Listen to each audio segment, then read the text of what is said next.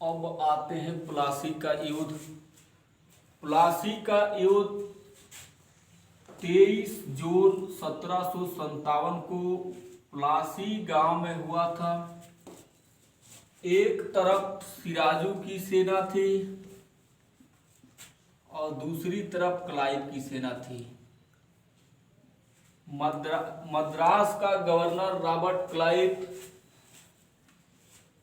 और एक तरफ सिराजू दौला की सेना थी। सिराजू दौला और क्लाइव दोनों लोग नदिया जिला हुगली नदी के किनारे प्लासी गांव में 17 जून 1757 को सुबह 9 बजे युद्ध करते हैं और उसमें सिराजू दौला की सेना पराजित होती है। वजह था क्या? ये बंगाल में जब काल कोठरी की घटना घटित होती है, काल कोठरी की घटना 21 जून 1756 को जब होती है, काल कोठरी की घटना जब घटित होती है तो सिराजू दौला और क्लाइव जो था वो षड्यंत्र रचना शुरू कर दिया। षड्यंत्र कैसे रचता है? षड्यंत्र रचता है मीर जाफर घसीटी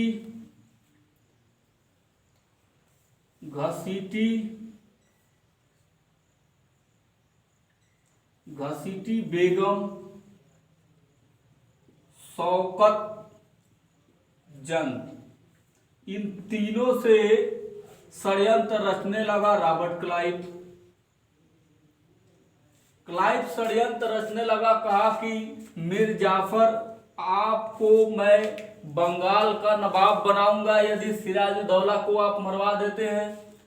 तो सिराजू दौला से ये तय किया था कि हमें नवाब बनाइएगा और घसीटी बेगम को तय किया था कि ये मंत्री बनेगी और शौकतगंज को कहा गया कि आप सेनापति बनोगे। तो ये तीनों लोग मिल करके रॉबर्ट क्लाइव के साथ एक षड्यंत्र रचते हैं और षड्यंत्र रच करके और एक युद्ध करवाते हैं। उस षड्यंत्र में कहा गया था मीर जाफर के द्वारा कि मैं युद्ध में हथियार नहीं उठाऊंगा और आप सिराजू दौला को मार दीजिएगा। अब सिराजू दौला को ये बात पता नहीं थी। सिराजू दौला चैलेंज करता है, कहता है कि ठीक है युद्ध होगा। और वो युद्ध 23 जून 1757 को प्लासी गांव में हुगली नदी के बाएं तट पर जिला नदिया सुबह 9 बजे ये युद्ध लड़ा गया था। इस युद्ध में सिराजू दौला की सेना बुरी तरह से पराजित होती है और रॉबर्ट क्लाइव को जीत मिलती है। जब रॉबर्ट क्लाइव को जीत मिलती है तो परिणाम निकल करके आता है कि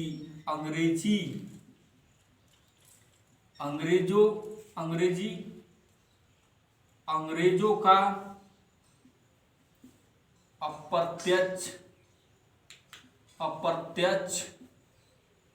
अप्रत्यक्ष अधिकार हो जाता है। सत्ता बंगाल का यहीं पर मिलता है। मैंने आपको बताया था कि सबसे पहले आंध्र प्रदेश के बाद मद्रास के बाद मुंबई और मुंबई के बाद बंगाल पर।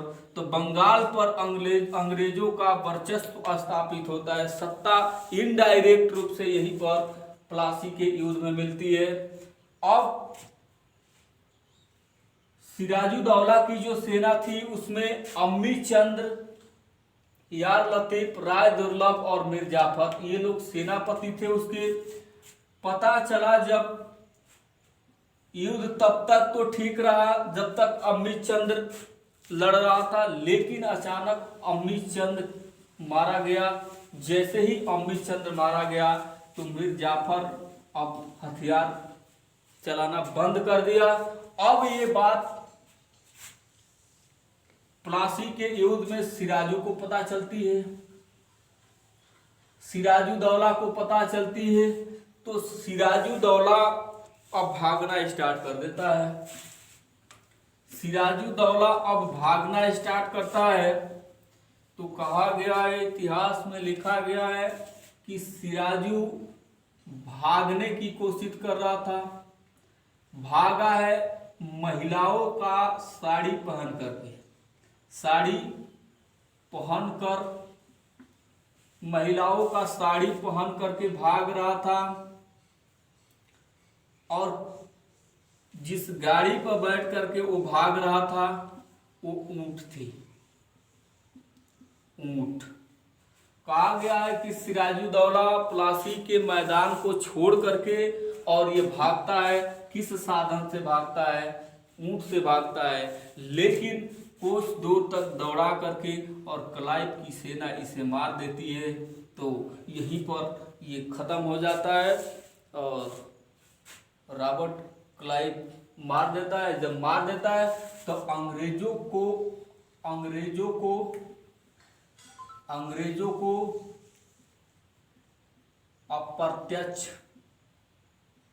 अप्रत्यक्ष रूप से सत्ता मिलती है। यहीं पर प्लासी के युद्ध में अंग्रेजों को अप्रत्यक्ष रूप से सत्ता मिल जाती है। अब हम लेकर के आएंगे बक्सर का युद्ध। अब अगला जो नवाब बनता है वो मीर जाफर बनता है। मीर जाफर, अगला 5 नवाबों को मैंने बता दिया। अब 6वां जो नवाब बनता है वो मीर जाफर बनता है। मीर जाफर को क्लाइव का गिद्दड़, क्लाइव।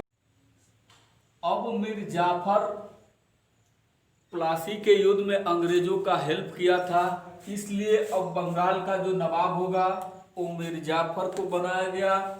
मीर जाफर को क्लाइव का गिद्दड़ कहा जाता है क्योंकि जो भी अंग्रेज जाते थे इसके बदले में जो भी रुपया पैसा होता था उसको निकाल लेते थे। अब इससे परेशान होकर के अगला नवाब मीर कासिम को बनाता है मीर जाफर। मीर जाफर अपने दामाद था, ये दामाद मीर जाफर का दामाद था ये। जैसे ही ये सत्ता इसको मिलती है तो ये कुछ काम करता है, ये राजधानी परिवर्तन,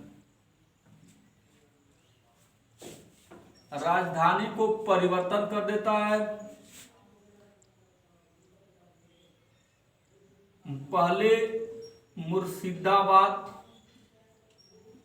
पहले राजधानी मुर्शिदाबाद थी, मुर्शिदाबाद से मुंगेर लेकर चला आता है। अब ये राजधानी परिवर्तन करता है, मुर्शिदाबाद से मुंगेर लेकर के चला आता है। इसलिए लेकर चला आया क्योंकि अंग्रेजों का जो वर्चस्व है वो थोड़ा सा कम हो जाए। अपनी सेना को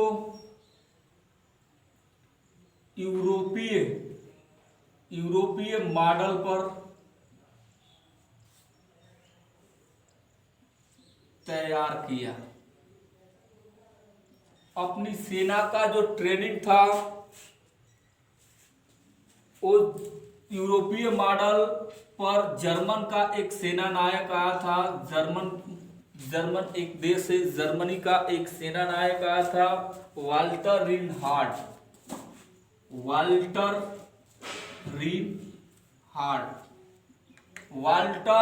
रीनहार्ट ने इस मीर कासिम की सेना को यूरोपीय मॉडल पर तैयार कर रहा था। राजधानी परिवर्तन किया, मुर्शिदाबाद से मुंगेर ले गया। अपनी सेना का जो ट्रेनिंग था वो जर्मनी के मॉडल पर, जर्मनी के वाल्टर रीनहार्ट के द्वारा यूरोपीय मॉडल पर सेना का प्रशिक्षण होता था। अब इसके बाद गोला बारूद बंदूक का कारखाना बनवाया। गोला बारूद बंदूक का कारखाना बनवाया था। इससे भी अंग्रेज परेशान नहीं थे, इससे भी परेशान नहीं थे, इससे भी परेशान। अब दस्तक का दुरुपयोग, दस्तक का दुरुपयोग पर बंद कर दिया। दस्तक जो फ्री पास लेकर आते थे जाते थे, जो भी अंग्रेज जिस बंदरगाह से होकर के आते जाते थे, उस बंदरगाह से ये रोक दिया। अगला है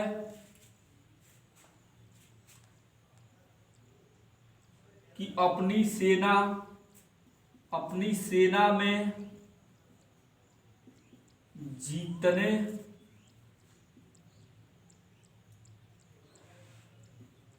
नाराज थे उसको पराजित किया। उसकी सेना में जितने लोग नाराज थे उनको निकाल करके, उनको हरा करके और निकाल दिया, पराजित करके मार डाला। तो ये बक्सर के युद्ध का कारण है। ये बक्सर मीर कासिम के समय बक्सर का युद्ध होता है। वजह क्या थी कि बक्सर का युद्ध हुआ? तो राजधानी परिवर्तन किया, मुर्शिदाबाद से मुंगेर ट्रांसफर किया। पहले राजधानी मुर्शिदाबाद थी, मुर्शिदाबाद से मुंगेर लेकर के आया। अपनी सेना को यूरोपीय मॉडल पर तैयार करवा रहा था। जर्मन का एक सेना नायक वाल्टर रेनहार्ट को बुलाया और बुला करके यूरोपीय मॉडल पर अपनी सेना को तैयार कर रहा था। गोला बारूद बंदूक का कारखाना बनवाया था। कहाँ बनवाया था? मुंगेर में। मुंगेर में फिर से दूसरी कंपनी लगाया था मेरठ में। मेरठ में भी लगवाया है। अपनी सेना में जितने उसके सेना में नाराज थे उसे उन सभी को मार डाला। दस्तक का जितने भी दुरुपयोग करते थे अंग्रेज, जो भी बंदरगाह से आयात निर्यात फ्री में करते थे, उस पर बंद करवा दिया। कहा कि अब आप नहीं ले जा सकते। इन्हीं सब कारणों के वजह से धीरे धीरे अंग्रेज इससे भी नाराज होने लगे। जब नाराज होने लगे तो एक युद्ध करते हैं जिसको हम लोग इतिहास में बक्सर का युद्ध के नाम से जानते हैं। लेकिन अब अंग्रेज इससे जब जैसे ही नाराज होते हैं तो गिरिया का युद्ध करते हैं, करवा का युद्ध करते हैं, उछौला का युद्ध करते हैं। ये तीनों युद्ध को जीतते हुए और उसी तरह से मुंगेर से आते हुए बक्सर की तरफ वो पलायन कर गया। बक्सर में जब ये आता है, इसको मिटा दे रहे हैं। बक्सर में जब आता है तो मुगल बादशाह शाह आलम उस समय था। भारत का नवाब शाह आलम, भारत का नवाब शाह आलम था। उसको सूचना दिलवाता है और कहता है कि भाई आप आइए हमारी सेना में। बक्सर का युद्ध, बक्सर का युद्ध मीर कासिम की में दो लोग और थे, इसकी सहायता कर रहे थे। अवध का नवाब